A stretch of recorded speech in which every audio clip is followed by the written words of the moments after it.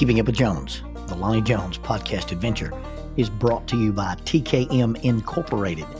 This company, located in Moss, Tennessee, specializes in erosion control, hydroseeding, hydromulch, silt fence. They do minor excavation work, and they also provide traffic control and construction signs. Their mission is keeping people safe. Their passion is wishing that all men could be saved. TKM stands for The King's Men.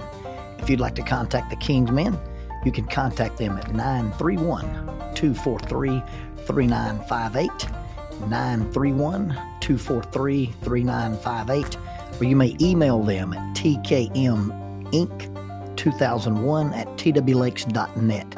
That is tkminc2001@twlakes.net. The King's Men, in partnership with Keeping Up with Jones, the Lonnie Jones podcast adventure.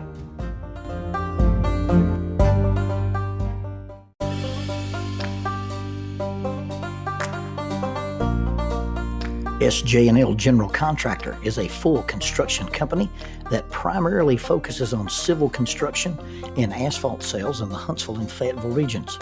Services they provide include, but are not limited to, road construction, asphalt material, underground utilities, site work, and demolition.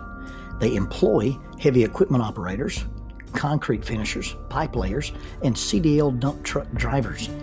If you would like for this company to work for you on your project, or if you'd like to work for them as an employee of this family-owned business, you can contact them at 931-433-4660.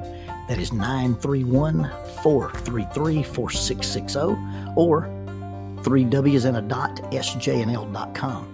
That's www.sjnl.com. SJ&L General Contractor is a sponsor of Keeping Up with Jones, the Lonnie Jones podcast adventure. In 1979-1980, if somebody walked up to you in the hall of Oxford High School and said, "I'm going to run for student government, would you be my campaign manager?" What that meant was they thought you could draw. You didn't have to have any political acumen. You didn't have to be savvy. You didn't have to be popular. You just had to be able to make posters. And I can proudly say that of all the campaigns I've been involved in, I've won all of them, except the time I ran for office. And we'll get to that.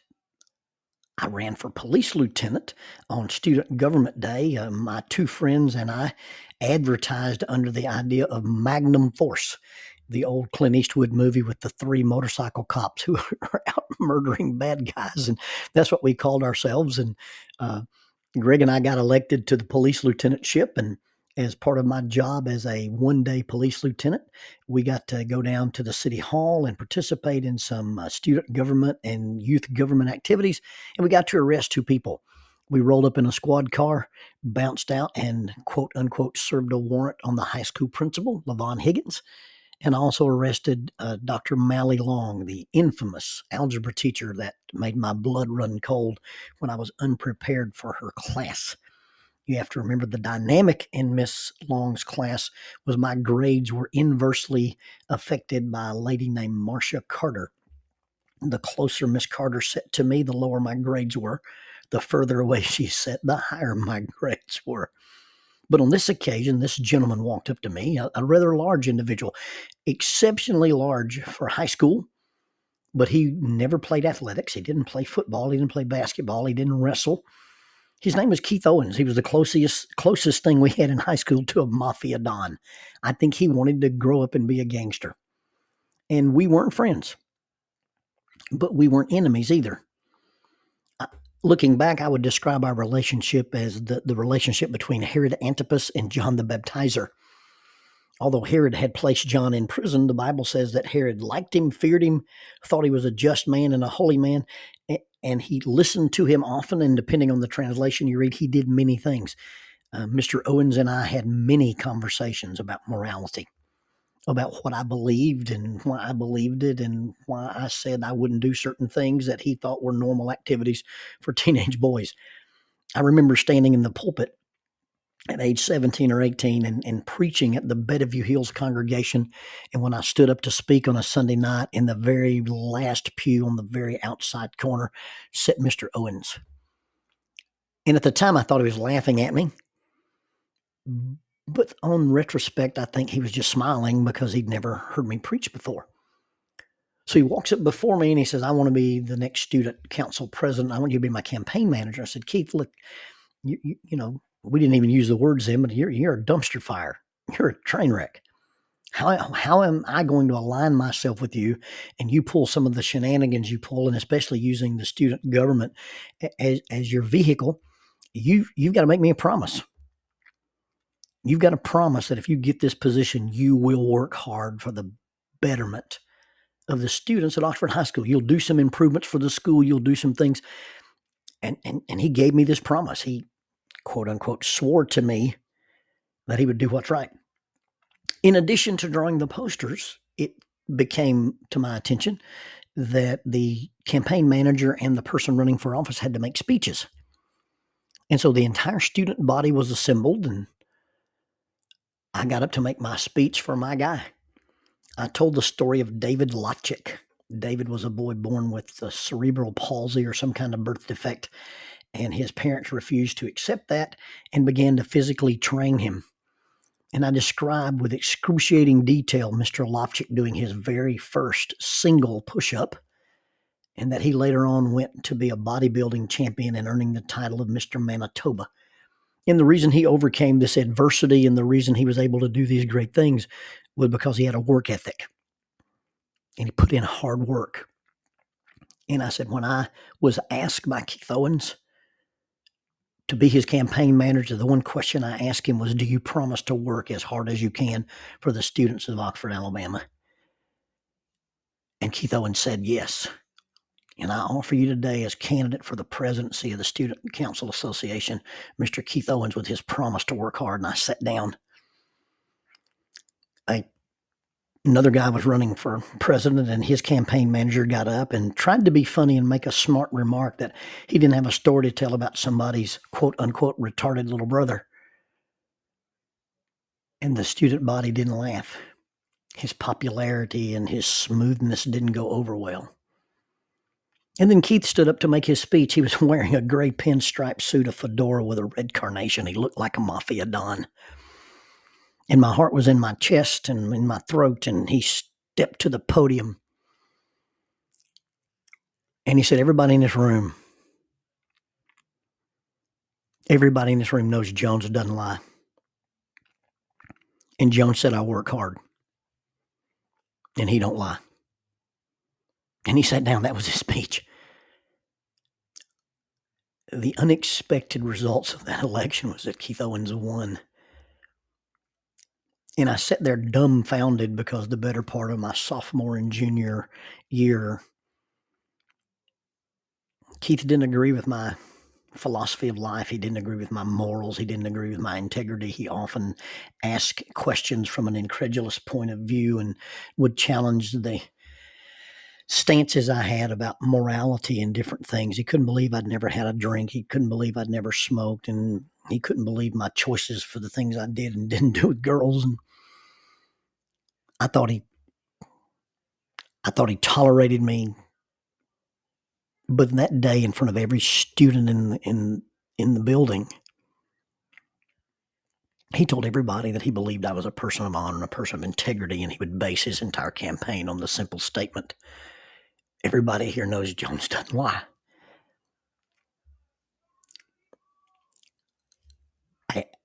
I was overwhelmed with the burden of influence. And from that young time, I was really careful to guard my influence because I had no idea the effect or the presence or the power of it. I was a goofy kid trying to figure out life. But this worldly person could base his campaign on my integrity, and that was an unexpected result. I got to Harding University and did some more campaigns for some people. I drew some things and was prolific with my airbrush. I saved up my graduation money and bought an airbrush and a compressor. I still have the compressor and it still runs. And I advertised and drew posters for people's campaigns. And then finally, I decided that I could probably be a president of the Student Government Association. The past presidents had asked me to serve on committees. I was the spiritual life director and was in charge of a campus-wide devotional. Got to speak at it often, got to pick the speakers, and was involved in some things with the student government. Although that wasn't a thing that I aspired to, I decided, hey, I'm going to run for president. And I drew my own posters. I was my own campaign manager. I airbrushed posters and I drew posters and I painted posters and I climbed on things I shouldn't climb on and hung posters. And the day came to make speeches, and I did the David Lofchick speech. My best friend and his girlfriend said it was too dramatic and that it was probably not going to be well for me in the elections. There were 5 different guys running for student council president. And when the votes came in, I led the pack by 268 votes. But according to the rules of Harding University, when your pool has more than 3 or 4 candidates and you don't get an X percentage of the vote, then there's a runoff between the next guy. Well, the next guy was 268 votes minimum behind me, and his name was Mike Stewart. And I've never talked about this ever.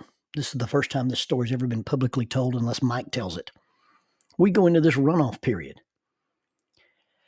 I had a different philosophy about the position than Mike did. And I just have to, just tell you that on the day the results came in and there was a runoff election and they called us into the SGA office and they said the results are here and we've counted and we've recounted the votes, and the difference between the votes is 7 votes. Lonnie, you lost by 7 votes. Now, let's just be honest, Mike out-campaigned me. After the initial election, I sat back and said, this is going to happen or it's not going to happen. And if people want me to be their president, they will elect me. I'm not going to beg for it. Mike wanted to be the president more than I did, and he out-campaigned me. He was out every day. He was passing out flyers. He was talking to people. And I could tell you 20 people came up to me in the lunchroom and in the cafeteria and said, hey, I was going to vote for you, but I just didn't vote. I know I counted 20 that said that. But the results were in, and they were tallied, and they were immutable, and there wasn't a chance for a runoff. And I lost the only election I ever ran in for the position of president, and I lost it by 7 votes.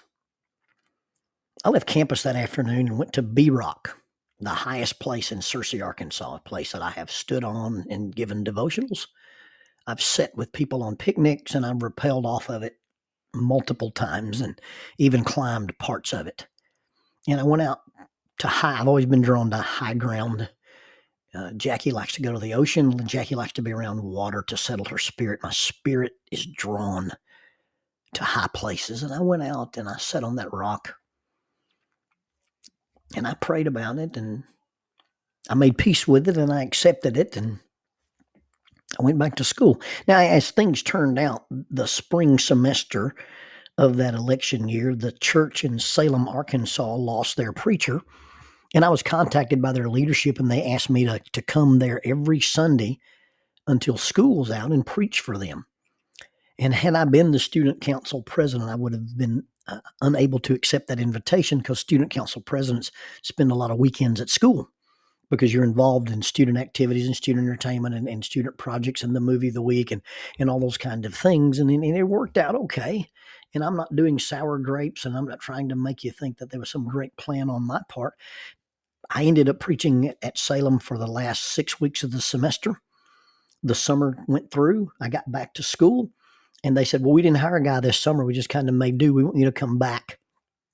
And then when you graduate, we just want you to move here and be our pulpit minister. And it turned out that I was preaching for the Ferguson Street Church, and there was another church in town called the Downtown Church, and some 20-something years ago, they'd had some kind of a riff, and there were 2 churches of Christ in a town of 1,700 people. And through some efforts that I was involved in, those 2 churches merged back, and For those few months that I lived in Salem, Arkansas, I was the preacher for the largest church in northern Arkansas. Yeah, my only job ever as a pulpit minister. My denominational friends from the Protestant group would call me a pastor. That's not an accurate term biblically, but I was the head minister. And I preached Sunday mornings and Sunday nights and Wednesdays and taught adult Bible classes and taught Wednesday night classes and taught teen classes and ran the youth program and went to breakfast with the mayor and the sheriff and the city council and was involved in things with the school board. And I was, if you can picture a 21-year-old pulpit minister, that's what I was. And the result was because I had lost the election. I didn't know that having lost the election on that day, so I was being introspective. I was trying to sort out how to handle this loss, what I had did, what I had done wrong, what was wrong with me. Should I have campaigned more? Should I have begged people for their votes? Lots of those things go through your head when you're 19 or 20 years old. And then I was in Greek class. Now, if you're a nursing major, you have to pass the boards. If you're an architect, you have to pass pre-architecture stuff. If you're going to be a medical student, you've got to pass the medical boards and get into to medical school. If you've got an aspiring law degree, you've got to go through the things that get you into law school. If you're an accounting major, you have to pass a CPA exam. Well, if you're a Bible major at Harding University and you can pass Greek, if you can make a D in Greek, they'll turn you loose to preach for the brotherhood. I complained about that. I said, everybody else in this school has to reach some benchmark, has to have some gatekeeper. And our gatekeeper is to make a D in Greek? Now, Greek's an intimidating language for me. I had aspired at one point in my life to travel the world and be a missionary, but one of my deal breakers for missionary work was if I can't speak the language, I'm not going to go to that country. Well, my 2 years of French proved to me that I don't have a gift for languages. In my first semester in Greek, absolutely proved with concrete assurity that I do not have a gift for languages. Our Greek professor was Dr. Jack McKinney. Jack spoke Greek like a native. He read Koine Greek. He preached out of a Greek Bible. He was actually the minister in Wheeling, Arkansas, about 15 miles down the road from Salem, and we often were preaching at the same time. This guy with a doctorate in Greek and me who didn't even have a degree from Harding yet. And I was in his Greek class, and I'll never forget the first day that we were there. He's going down the roll, and he calls out in his clipped, perfect diction, Lonnie Buster Jones. What would you like to be called, sir? Sir, everybody here calls me Lonzo. I will call you Lonnie. And that was the relationship I had with Dr. McKinney. And he was an amazing teacher. He was an amazing student of the Greek language. The Bible in the New Testament is written in Koine Greek. It's not a formal Greek. It's kind of a common language, a southern version, if you will, of Greek. And it's you need a third grade reading level to understand it. So when you read your Bible and you think it's a complicated book, no, if you get a modern speech translation and you read at the third grade level, you should be able to understand Scripture.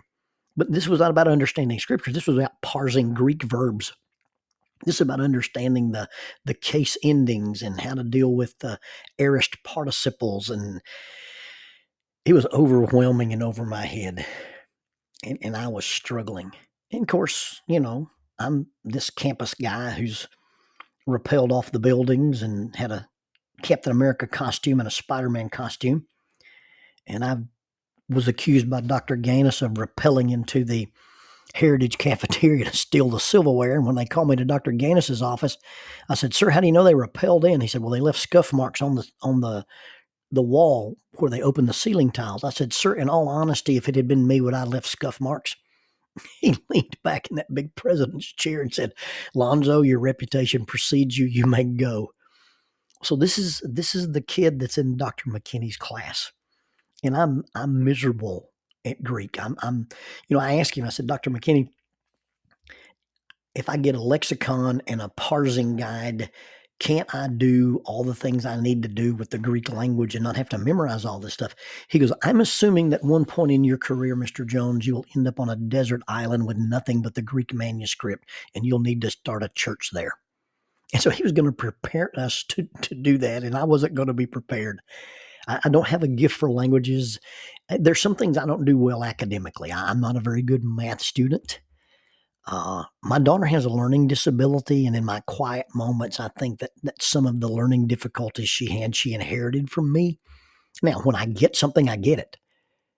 When I understand something, I understand it on an intuitive level. But when I don't understand it, I don't understand it, and it's a brick wall, and you might as well be speaking Greek to me.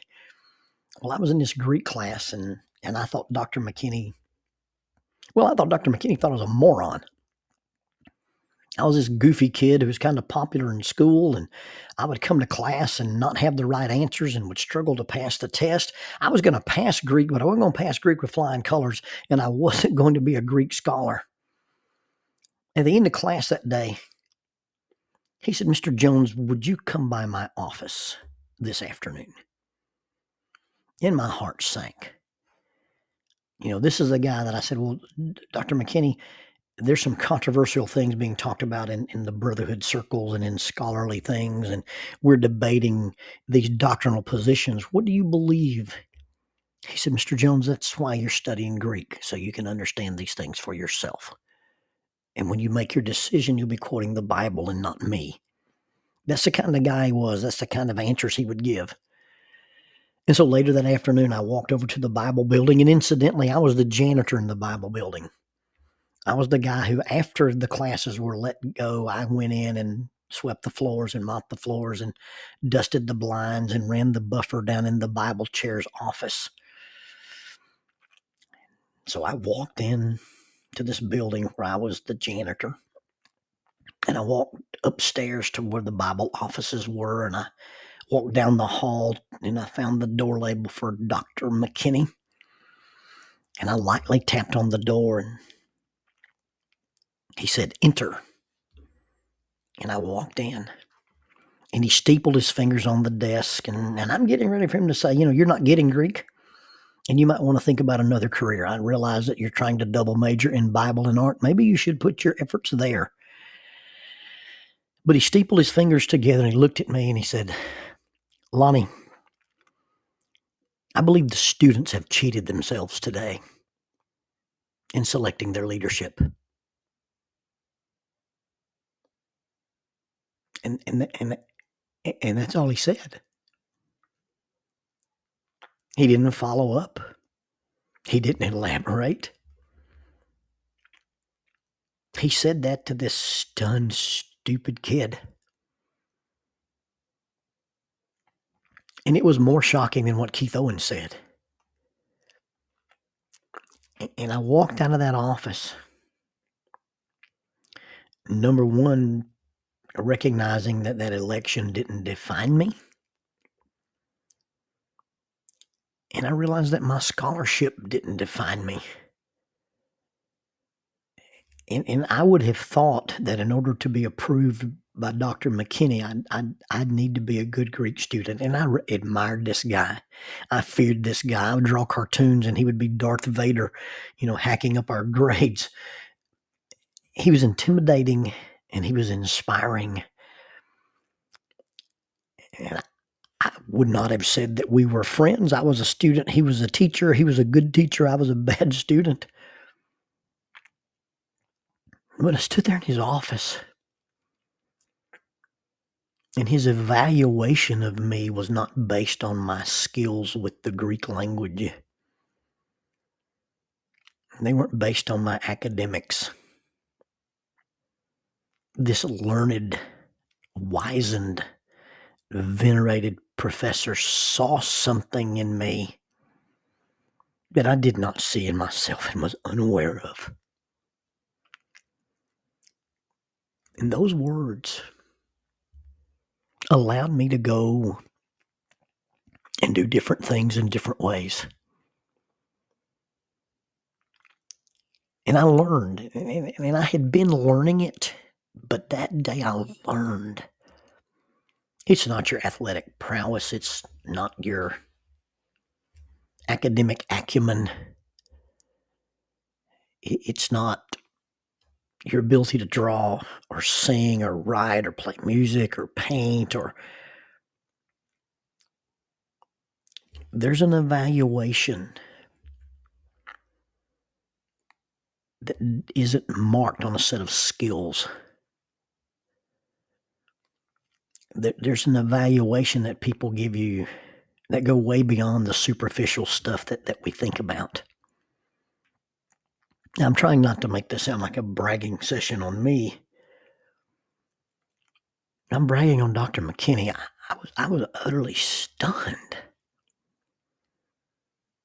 that he would say those words to any student in his high, lofty professorship position. And I was absolutely unprepared. He would say those words to me. Don't judge yourself by your perception of other people's expectations.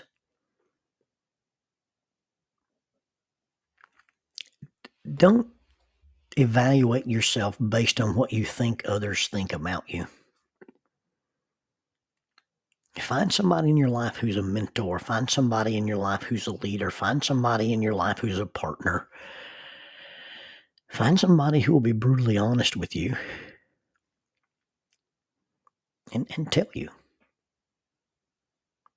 the truth about what they think you are. And if this is a good source, and it's people you can trust, and it's someone you admire, that's a much better evaluation of yourself than the results of a test.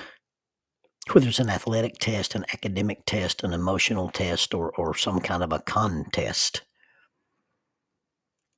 And if you're trying to get people's votes, stop trying to get their votes. Stop campaigning. Just be simple. Be uncomplicated. Be genuine. Be authentic. And you might end up with unexpected election results.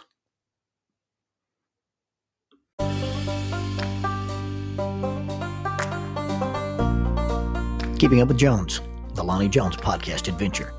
I'm your host, Lonnie Jones, and the adventure part is basically just our experiences. And some of those experiences are as mundane as growing up, being married, being a young married couple with a kid, or being a middle-aged couple with grandkids. Some of the experiences will be my adventures as an outdoorsman, a rock climber, a fisherman, a hunter, or my experiences as a police chaplain who's been assigned to a SWAT team for over 30 years. Some of that adventure may even boil down to the idea that there's a belief that I'm a chaotic Jedi. Either way, we'll take the experiences or the adventures and we'll talk about the facts. The facts will lead to concepts, and the concepts lead to application. Basically, it will be anecdotal wisdom. One cautionary word about the facts is we will tell you the facts just as they happened, but sometimes we'll tell you the facts the way we remember them happening, and sometimes we'll tell you the facts the way we've heard other people tell us the way they remember them happening. In any occasion, it's not an attempt to deceive. There'll be a little bit of embellishment, and it's an all good, clean fun and for learning purposes only. Thank you for keeping up with Jones.